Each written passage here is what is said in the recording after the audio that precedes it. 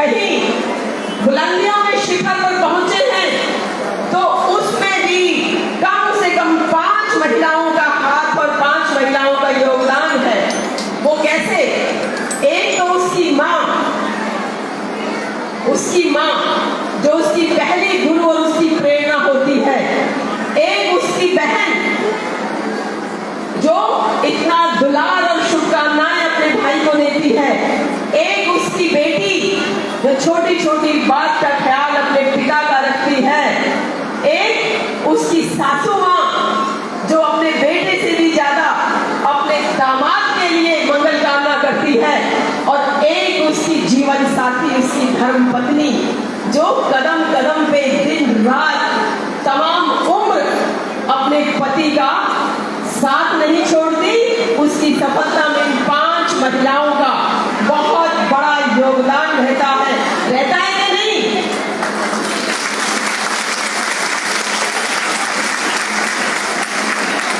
तो मैं सीधे सीधे ज्यादा लंबी बात ना करते हुए, क्योंकि मैंने पहले ही आपको बताया कि आज ये हमारा दिन नहीं है, ये आपका दिन है, मैं निवेदन करना चाहूंगी 2-2 मिनट के लिए, 1-1 मिनट के लिए, बल्कि सर आपकी इजाजत हो तो क्या हम, सर आपकी इजाजत हो तो डायरेक्ट महिलाओं को माइक दें या पहले आप बोलेंगे? पहले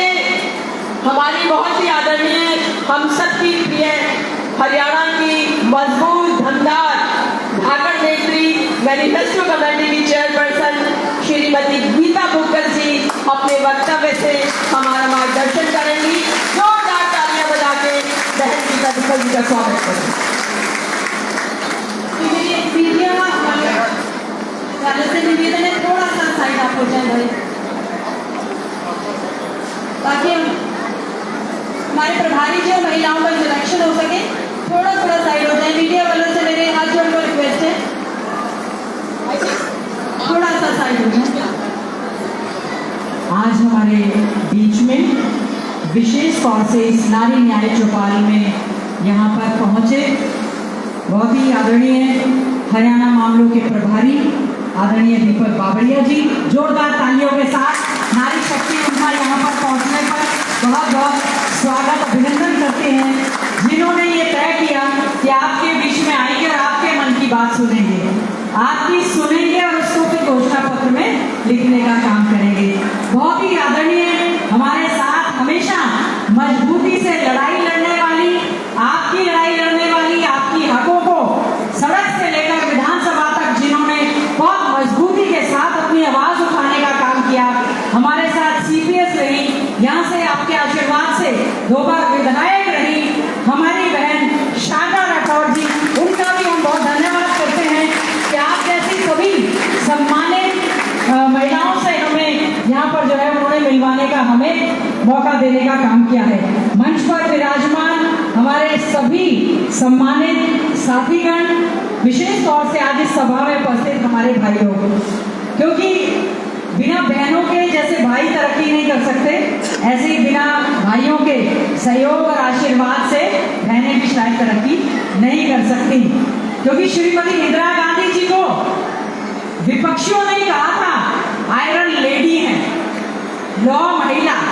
तो मैं आज सभी का बहुत बहुत स्वागत अभिनंदन करती हूँ। जिस जोरदार तरीके से आपने यहाँ पर बल्लभगढ़ पहुँचने पर स्वागत किया है, उसके लिए देखिए गहराइयों से बहुत बहुत आपका धन्यवाद, आभार व्यक्त करते हैं। आज का जो कार्यक्रम है वो आप सभी हमारी बहनों के नाम है। हमारा जो घोषणा पत्र हरियाणा में बनेगा उसको लेकर आदरणीय हमारे प्रभारी दीपक बाबरिया जी, सभी हमारे मैनिफेस्टो कमेटी के सदस्य, अभी हमने झुग्गी झोपड़ी न्याय चौपाल का आयोजन लखन सिंगला जी ने फरीदाबाद 89 में वहां पर करवाने का काम किया था, और अब बहन शारदा राठौर जी ने महिला न्याय चौपाल का आयोजन किया है। बहुत ही सशक्त हमारे साथ घोषणा पत्र समिति की ये सदस्य हैं और इन्होंने सभी महिलाओं को यहाँ पर बुलाने का काम किया है। आपको मालूम होगा कि ऑल इंडिया कांग्रेस कमेटी ने जिस समय अपना न्याय पत्र दिया उसमें एक ही बात हमने कही कि हमने अपनी लड़ाई संविधान को बचाने के लिए लड़नी है, हमने अपनी लड़ाई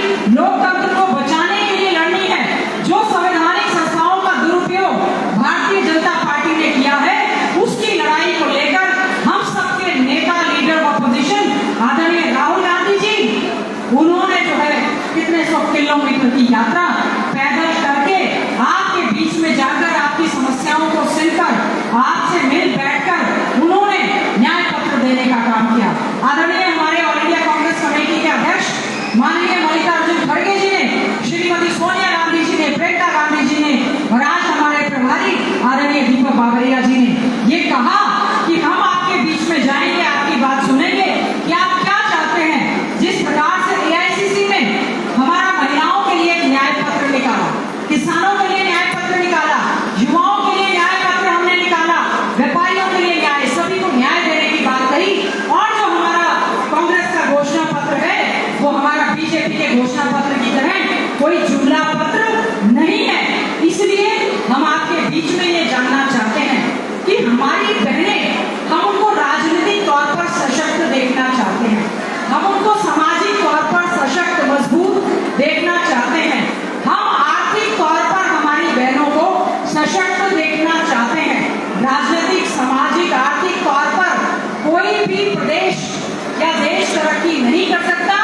जब तक मानव संसाधन का 50% से ज्यादा महिलाएं ये अपने हकों की जो लड़ाई लड़ रही है, जब तक हम इनको हक नहीं देंगे। पिछले दिनों नारी बंधन बिल आया, उसके बाद क्या हुआ, ठंडे बस्ते में अगर कोई भला महिलाओं का और आपका कर सकता है तो कांग्रेस पार्टी कर सकती है। पहले भी चौधरी भूपेंद्र सिंह हुड्डा जी के नेतृत्व में जब कांग्रेस पार्टी की सरकार थी, बहन शारदा जी उसमें CPS थी, आपने अपना आशीर्वाद देकर उनको विधायक बनाया, सभी के भलाई के कार्य हुए। चाहे महिलाओं को रोजगार देने की बात हो, चाहे आंगनबाड़ी में लगाने की बात हो, चाहे आशा वर्कर लगाने की बात हो, चाहे अच्छी शिक्षा देने की बात हो। अगर एक बेटी पढ़ेगी तो वो अपना पीहर भी सुधारेगी और ससुराल भी सुधारेगी। तो पढ़ाई में वो कहते ना, इन्होंने कहा बेटी बचाओ बेटी पढ़ाओ, कोरा नारा दिया। पढ़ी लिखी बेटियों के साथ इस सरकार ने पूरी तरह से अन्याय करने का काम किया है। हमारी आंगनबाड़ी वर्कर्स, आशा वर्कर, हमारी टीचर्स जब वो जाती है अपनी मांगे लेकर तो सरकार क्या करती है, आंसू गैस के गोले डालती है, आपकी बात की सुनवाई नहीं करती, आपके घरों को जो है उन्होंने उजाड़ने का काम किया, आपकी सुरक्षा आपको नहीं दे रही, 100 गज के प्लॉट है वो आपको नहीं दे रही, अच्छी शिक्षा देने की बात नहीं कर रही। तो आपकी लड़ाई अगर कोई लड़ रहा है तो कांग्रेस पार्टी और हमारे नेता आदरणीय राहुल गांधी जी लड़ रहे हैं। तो इसीलिए आज आपसे मेरा यही अनुरोध रहेगा कि जितनी महिलाएं हमारी बहनें यहाँ पर आई हैं वो अपनी लड़ाई के लिए स्वयं भी आगे निकल कर आए और अपनी समस्याओं को, अपनी मांगों को बताने का प्रयास करें। हमारा प्रयास रहेगा कि बहन बेटियों के लिए सुरक्षित वातावरण हो, उनके लिए हॉस्टल की व्यवस्था हो, अलग से शौचालयों की, कितना शोर करते हैं शौचालयों का, बहन बेटियों के लिए घरों में भी शौचालय कई जगह नहीं है, सामूहिक जगह पर भी शौचालय नहीं है, बहुत बड़ी समस्या है, जिसकी वजह से स्कूलों में भी बच्चियां जो है शिक्षा छोड़कर आ रही हैं और शिक्षण संस्थाओं में, वर्किंग प्लेस पर भी वो सुरक्षित नहीं है। तो आज मेरा इतना ही आग्रह है, आज आपकी बात सुनने के लिए इस नारी न्याय चौपाल का आयोजन हुआ है। जो हमारी सम्मानित बहनें साथी हमारी आई हैं, मजबूती के साथ आप अपनी बात और समस्या को बताएं, हर एक चीज को हम नोट रखेंगे और आने वाले समय में यह उम्मीद है आप सबके आशीर्वाद से कांग्रेस पार्टी की सरकार बनेगी, कांग्रेस की सरकार बनेगी। आपकी आवाज को घोषणा पत्र में पूरा स्थान दिया जाएगा, मान सम्मान दिया जाएगा और आपके कार्यों को करवाने का काम भी किया जाएगा। और आदरणीय प्रभारी आदरणीय दीपक बाबरिया जी इसीलिए आज आपके बीच में आकर आपकी समस्याएं सुनने के लिए आए हैं, हम उन पर पूरा विचार भी करने का काम करेंगे। अब मैं अनुरोध करना चाहूँ, हमारे बीच में रघुवीर केवटिया जी भी पूर्व विधायक आए हैं, हम उनका भी बहुत बहुत स्वागत करते हैं। और मैं अनुरोध करना चाहूंगी, वाकई में ही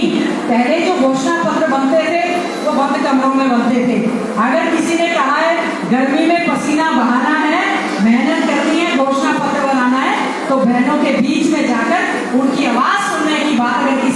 किसी को श्रेय जाता है तो आदरणीय हमारे प्रभारी आदरणीय दीपक बाबरिया जी को जो आता है, जबकि जनरल सेक्रेटरी होते हुए बहुत से काम है, लेकिन आज आपके बीच में आए हैं, हम उनका जोरदार तालियों के साथ स्वागत करते हैं। और मैं अनुरोध करना चाहूंगी कि अपनी वाणी से सभी बहनों को पूरी शक्ति देने का काम करें।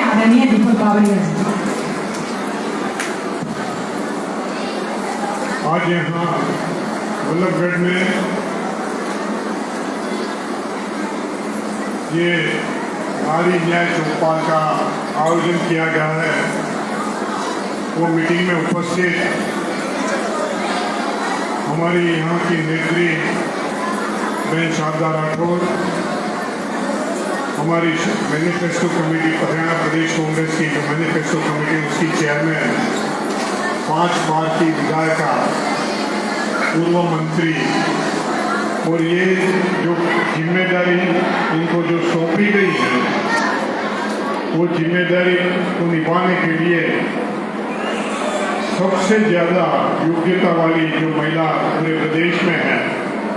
ऐसी मेरी बहन भूकल जी, गीता भूकल जी, हमारे उपस्थित यहाँ के जिला अध्यक्ष पूर्व अध्यक्ष दिवेंद्र जी, सभी बहनें यहाँ पधारे हुए आप सभी बहनों साथियों, मंच पर उपस्थित अन्य मेरे साथी भाई शैलेन मिश्रा जी, गबा जी और भी साथी सब, मैं उन सब पत्रकार मित्रों सबका मैं स्वागत करता हूँ, अभिवादन करता हूँ और आप सबके लिए मेरी शुभकामनाएं प्रेषित करता हूँ। मेरा आप सभी बहनों से निवेदन है, सुन लीजिए, आपस में बात में करना, आपस में अंदर बात करना है तो मैं आपसे रिक्वेस्ट करूंगा कि वहाँ बाहर जाके बात कर लीजिए। फोन पे बात करना है तो यहाँ बाहर जाके बात कर लीजिए। मोबाइल वॉच करना है तो पीछे जाके बैठ के कर लीजिए। मगर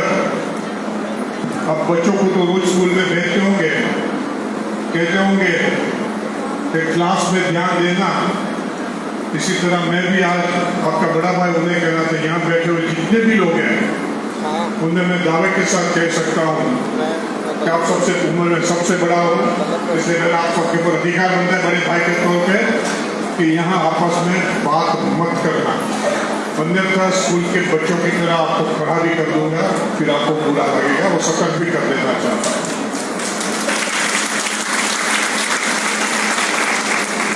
ये आज की बात इतनी महत्वपूर्ण है इसलिए मैं आपको सतर्क करना चाहता हूँ। पता है, आप में से किसी को पता है कि राहुल गांधी जी थोड़े दिन पहले आपको कह रहे थे कि हर 12 महीने आपके अकाउंट में 1 लाख रुपया जमा होगा, खटाखट खटाखट खटाखट। पता है, जिसको पता है हाथ खड़ा करके। आप इतनी यहाँ 1500 से 2000 महिलाएं बैठी हैं,